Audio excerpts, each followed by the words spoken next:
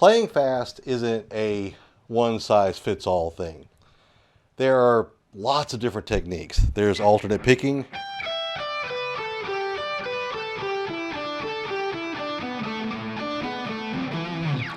There's economy picking. Watch this. I'm going to go up every time I transition to the next string. That was bad.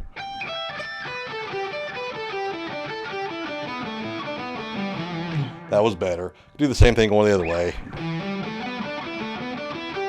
See, up, down, down, up, down, right? See that? See how I'm transitioning? Down, down, up, up, right? See, down, down.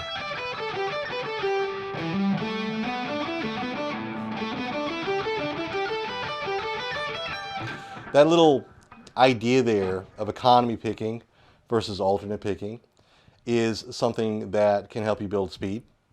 But again, it's not one size fits all because there are so many different ways to approach playing fast. Some people also do hybrid picking where they play with the pick on lower strings. When they get to upper strings, they use their fingers.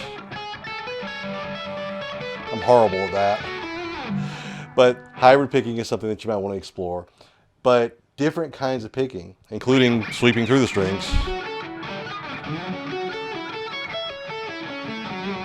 stuff like that, different kinds of picking is going to lead to different levels of speed and different levels of comfort as well.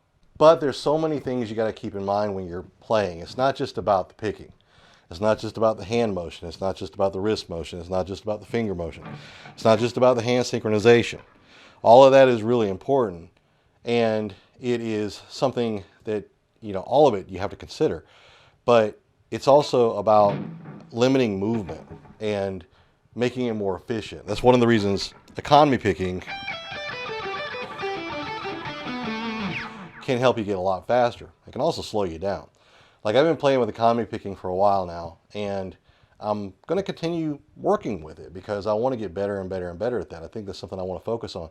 But at the same time, it's a plateau, right? It's a bridge that you got to cross, and until you cross it, it creates a lot of stumbling blocks in your way, and you got to overcome those things, just like with anything in life, right? So when we think about playing faster, we want to try to make it as efficient as possible.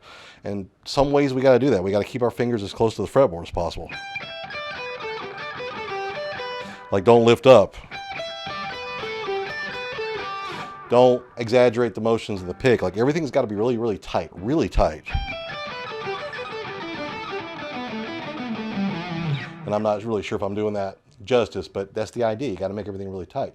So that emotion, or not emotion, but that motion that you're doing has got to be really tight.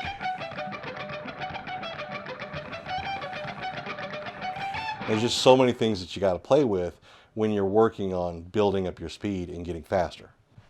One thing that happens when we're trying to play faster is where our brain gets in the way.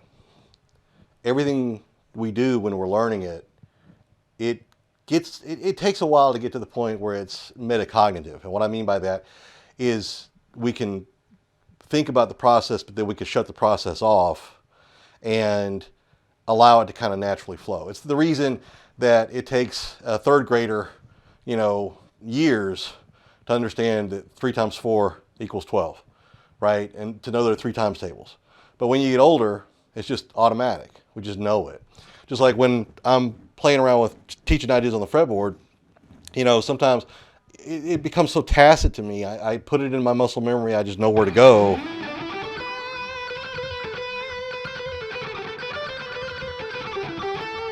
That I don't think about it so much. So I'm like, let's play on the 5th fret. And then that winds up being the 7th fret because it becomes tacit. I don't think about it that much. Like, if I asked you to recite your times tables all the way, up right now, you'd probably have to think of a few of them. But outside that thought, it just becomes an automatic process because it's in your muscle memory.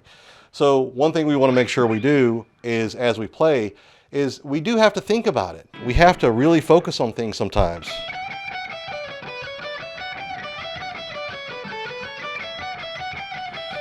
Little drills like that with a metronome.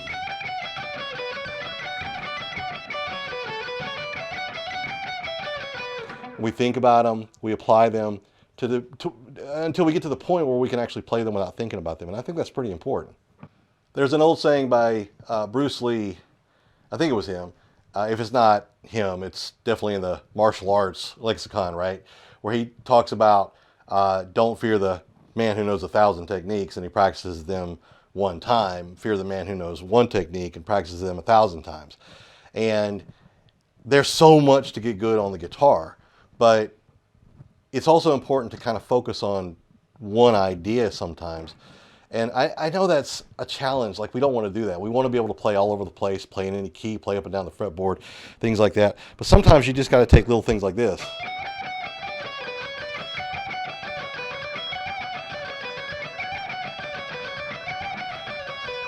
And build up speed with that.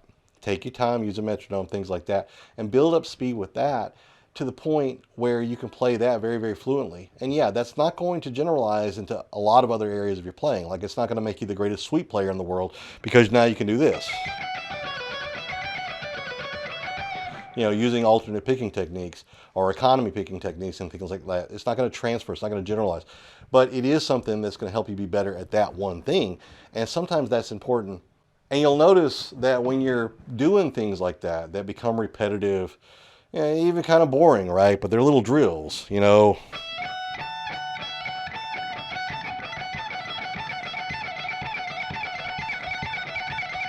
To get them up to speed, to get them to sounding really good, making sure that your hand synchronization is really important.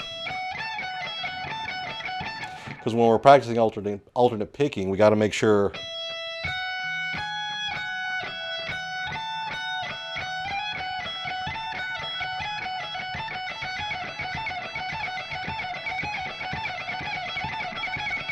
right?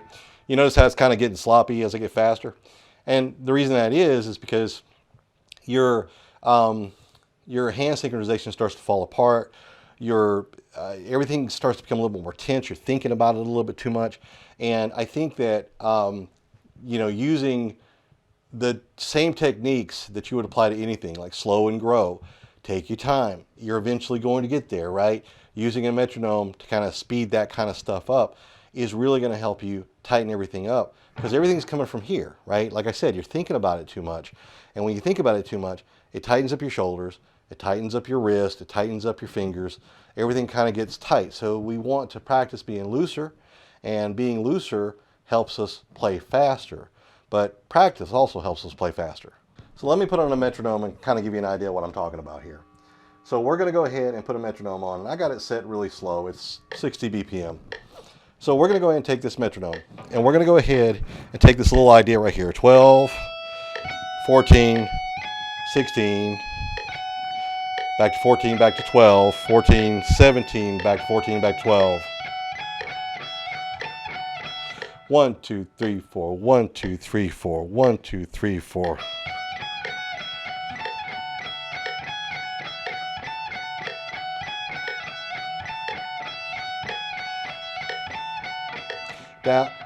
So what we're doing, we're going down, up, down, up, down, up, down, up, down, up, down, up, down, up, down, up. Making it as clean as possible, making it tight, making it clean. And we're working on making the transition from note to note, and the picking. On the way down, we're kind of angling that pick towards myself. On the way back up, kind of angling it towards the ground. It's not that much. Like, it's not towards me, towards the ground, towards me, towards the ground. It's just subtle, right? It's loose in the hand, choking up on the tip of the pick. And of course, I show the technique and I can't do it.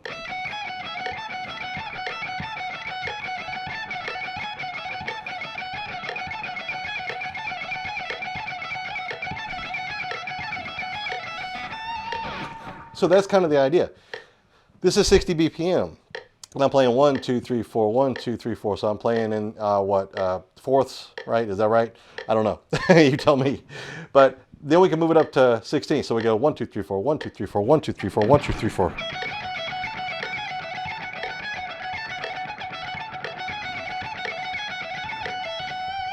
And we can move it up faster. Then you can move up the BPM. I recommend 10 BPM per every time you increase, but you want to stay there.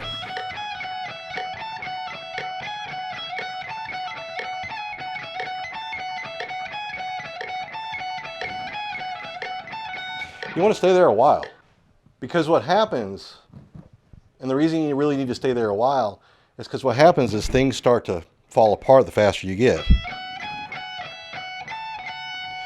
Like, that's really clean, right? Versus this, like if I was going real fast, I'm going to do it slow, but if I was going real fast and it started falling apart, yeah.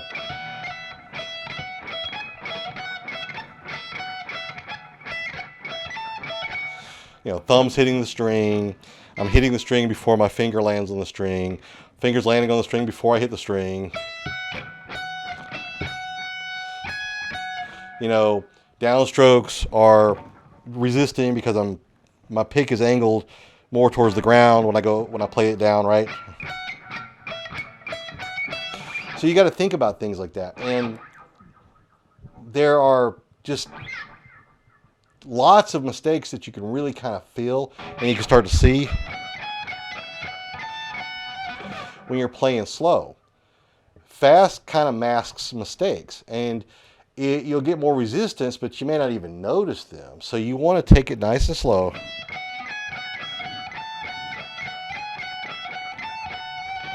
And you want to play with those kinds of dynamics until you can then go up to the next level. And the next level. See, a little bit of mistake there, right? You could hear the little chink, the little clink, right? But when I'm hitting certain spots where obviously my fingers are not quite in sync. And that's something that you'll really uncover the slower you play and the more you take your time with it. So for me, one of the things I'm working on is taking it across the next plateau. Like, I don't want to be the fastest player in the world or anything like that. That doesn't really, yeah, it's not really something I'm aspiring to. I like to play melodic. I like to play clean.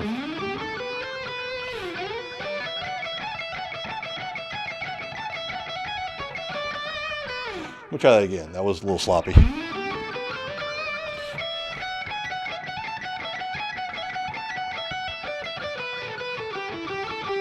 That was a little better. When I record, that's the kind of stuff that I would be like, okay, let me try that again. Let me try that again. Let me try that again. But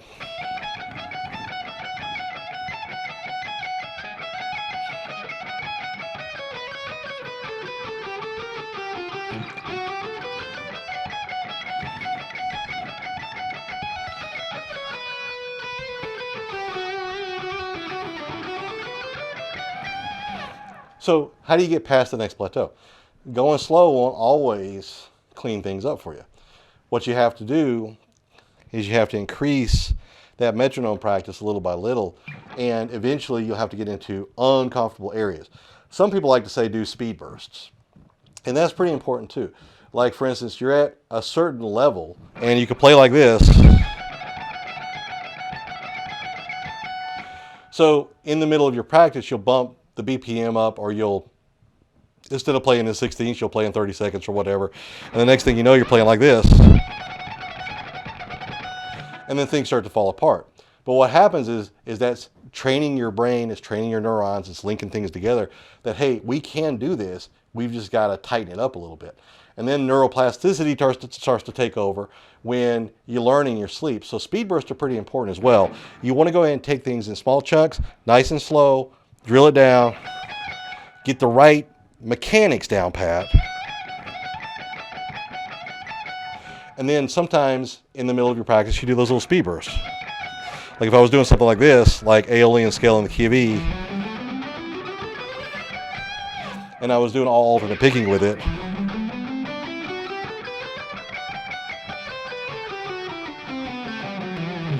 and I was practicing just that scale.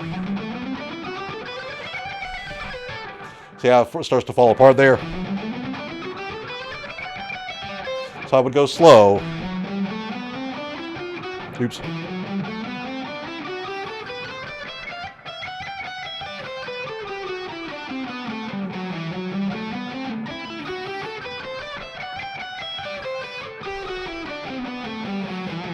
Until I kind of get it where I want it to be, and then all of a sudden I do a speed burst. A lot of tension there, and you can start to feel that tension when you do things like that, and eventually those speed bursts will start getting easier and easier and easier. So take it in small chunks, slow it down, metronome goes up, speed bursts go up. That's pretty important, and then all of a sudden things start falling into place. It takes time though. One thing to help with that is to work on upstrokes and downstrokes kind of in isolation. Like for instance, if I'm here, going back to that example we did before, I could just do that with all downstrokes.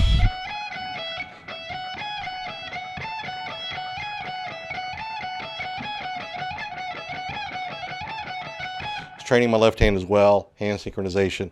Everything's kind of working together. Keep it tight, right?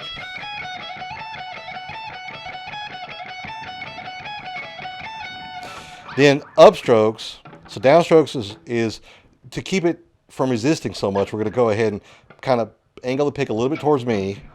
So it's kind of flowing over the string, right?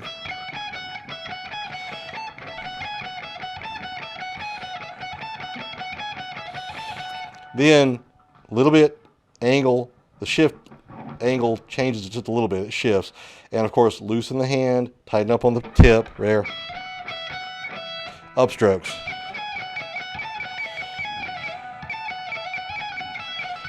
See, I need to practice that.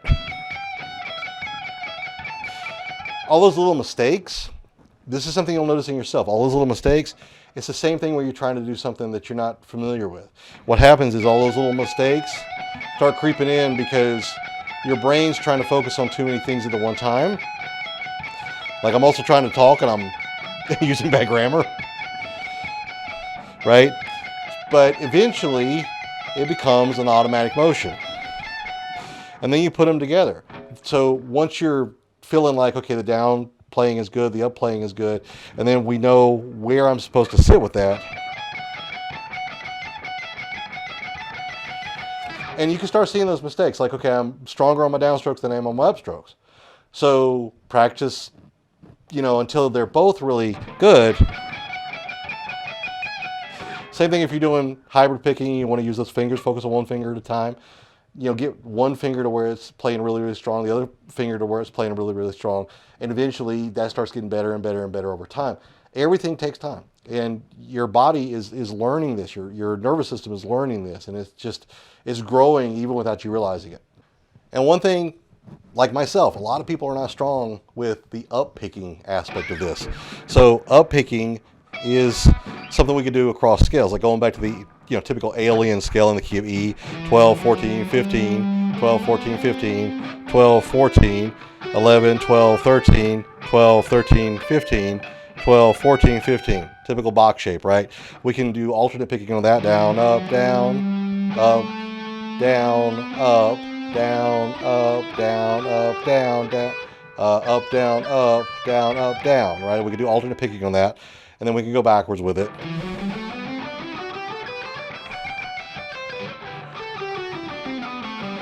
It does fall apart when you get to that two-string thing, which is why a lot of people like to do three-string shapes per, or three-note strings per, three-note shapes per string, right? Three-note shapes. Because it's symmetrical, it's the same across every single string. But even with that box shape, you can still practice this. And we could do downstrokes all the way down. Upstrokes all the way back up. Down. And of course, it's hard to push myself. I only play downstrokes.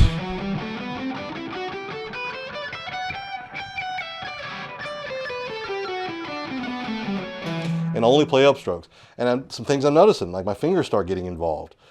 And we want to kind of keep everything loose, right? I don't want to tighten anything up because, again, the brain is signaling the shoulder, signaling the elbow, signaling the forearm, signaling the wrist, signaling the hand, signaling the fingers. Okay, we need to really focus on this. So all of a sudden, instead of becoming a fine motor motion, it starts to become more, what's the other one? Gross motor motion, right? Everything becomes gross motor, and we want to keep it fine motor. Like when we do alternate picking, it's very fine motor. But then when you get into that, one lane picking, right? We got to keep it that way. This will help you with sweep picking too. Just all up strokes, all down strokes. But again, it's something you got to play with and keep working on it because it's eventually going to get there. And that brings me to something else. I never was really that big into sweep picking. I learned a few shapes, and I'm still practicing a lot of this. I've got a guy named Kevin Dillard wrote a book called Arpeggio Madness. A lot of sweep picking stuff in there, and I'm going through that book. And my hope is to really get to the point where I can really play a lot of those triads and Ingve licks and things like that. And I'm getting better at it, stuff like that. And that's all down picking, right? All up picking. But when you kind of zero in on this kind of thing, all up picking and then all down picking,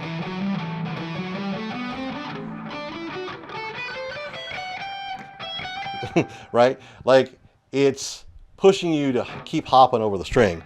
Up, hop over the string, up again, hop over the string, up again.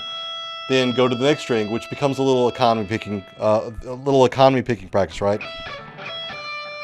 Then hop back over the string, up, hop back over the string, up. So we're never playing a down pick. We're just kind of going back over the string and then coming back up as we pick. And we could even go the other way. I can do all up picks while we go, up the fretboard here. That's really hard. That is hard. So that's something definitely practice, right? And then all down picks on the way up. Or down. Let's see, this is up and this is something like that. So all up picks, all down picks, and then slowly start integrating them together and putting them together, right? Just something to add to your practice. And again, Bruce Lee, don't fear the guy who knows 1,000 martial arts techniques and only practices them one time. Fear the guy who has that one technique and practices it 1,000 times. So the more you can practice one singular idea, the better you're going to get at that idea. Now, if you think about physics for a second, you know that when you're hitting strings, that's one of Newton's laws of motion that force force pushes back or whatever it is. So you're pushing on the strings, right? They're going to push back. It's going to create resistance. If you're too loose, then what happens is the pick is going to kind of flop around a little bit, and it's going to be hard to get it over the top of the string to come back. If it's too tight, it's going to push back, and then that's going to create resistance to slow you down. So what you want to do is that's one of the reasons I say angle the pick towards you when you're going down, angle it towards the ground when you come back up. Obviously, we can't do this really large motion. That's not gonna happen, but it's kind of a mental thing. Mentally we're thinking of the pick, more towards us when we're going down, more towards the ground when we're coming back up. It's kind of being cognizant of it. So even in a single string lick, we're not perpendicular to the body of the guitar, kind of towards me, towards the ground. This is sweepy motion, and it limits resistance. Picks can have a lot to do with that too. This is a Dunlop Flow 2. There's the Jazz 3s. There's the other versions like this. The bigger picks sometimes have a nicer pointer tip, and they can flow through the strings a little bit better.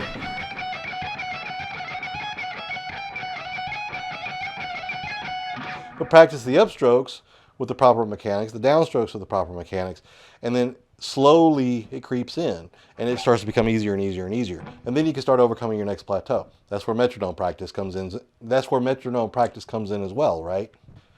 Eventually you start putting all these things together.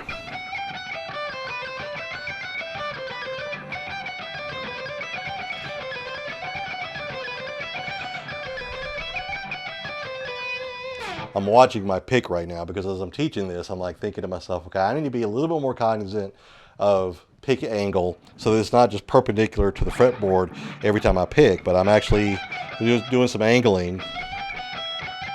Sometimes your fingers are going to kind of do like that, like they kind of move a little bit, and that's okay, right? We want to move this into fine motor versus gross motor. So the more we can control this with kind of every part of our hand, but it's slow and it's methodical and it's precise, even surgical, right? The more we can, laser pointed. What else can I say? Scalpel, right? Using, right? The more we can move this around without thinking about it. So down, up, down, up, down, up, down, up, down, up, down, up, down, up, down, up, down, up. That's inside picking, by the way, because I'm going down on that first string, then up on the second string, then down. Everything is inside where I'm going down on the first string, then up on the second string, down on the first string, up on the second string.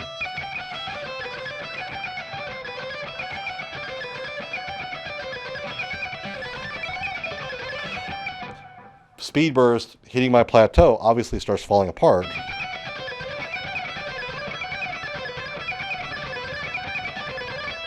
That kind of practice right there really helps you start seeing those mistakes, because the faster you go and the more mistakes you see, it's like, okay, I need to go back to the drawing board, work on some things again and start making it kind of fit right. And you might be wondering why some players, like you might be looking at me and thinking to yourself, okay, this guy's been teaching for a while and he's a good player. You might be thinking that. He's a good player, but he's not really that fast. And why is that? And some people just kind of, they're 13 years old and they can, run circles around this guy. That's like anything with life. Anything with life, there are things that people can just naturally gravitate towards and they can naturally do. And, think about, your friend who's an artist and all you could draw is a stick figure. Or think about your friend who, when they were younger, they could do an ollie on a skateboard before anybody could.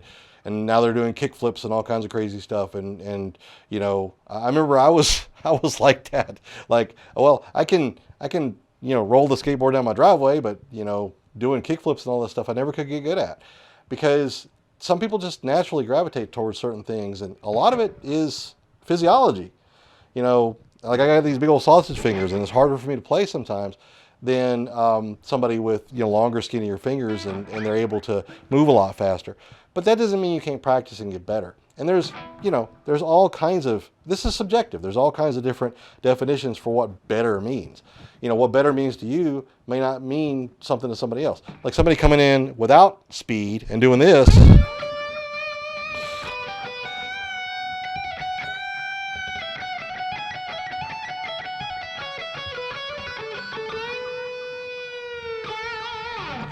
might be better to you, whereas somebody who plays really fast might be better to somebody else. So that's a subjective thing, and it's what you like is fine. But if you want to get faster, these are just some ideas to help you get faster. Ultimately, you can't force this kind of stuff. You can't. You have to take it in chunks. All up strokes, all down strokes, mixing them together, hand synchronization. All that stuff kind of flows together.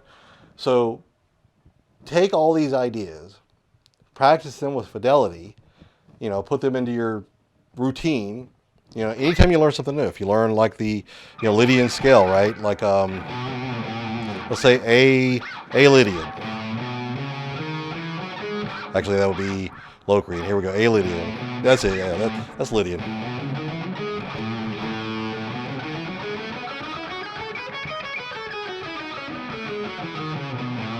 You learn A Lydian, all down strokes.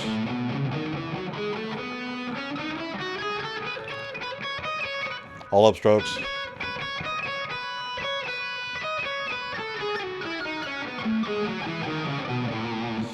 And notice, obviously, that's something I got to work on, right? The upstrokes are a little bit more difficult for me. So the more you learn, you put this kind of stuff into everything that you practice, and it'll start sinking its way into your nervous system. Because that's where it works. Like I said, it's all physiology. It's all coming out of there. It's all coming out of how you're building the techniques inside your body. And if you're younger, it's going to be a whole lot easier. If you're older, it's like learning a second language when you're older. You gotta put a little more effort into it. But relaxation, effort, practice, practicing the small micro movements in every technique, all of that stuff leads to overcoming the next plateau. Overcoming the next plateau. It's really important. So if you enjoy this kind of stuff, I got lessons on here regularly, and I also got a free course out there that I'd love you to check out. It's at justpickuptheguitarandgo.com.